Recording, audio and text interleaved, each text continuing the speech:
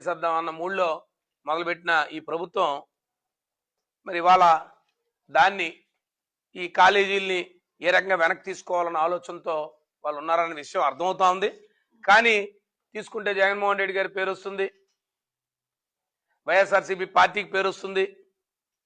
వారు తీసుకునేంత పెద్ద ఎత్తున ప్రజా సంఘం మంచి కార్యక్రమం మన కార్యకర్తలు మన కేడర్లో కూడా వ్యతిరేకత కలుగుతా ఉంది. మన కూటమిలో కూడా దీని మీద మిశ్రమైన ఆలోచన ఉంది అనే విషయాన్ని వాళ్ళు గ్రహించారు.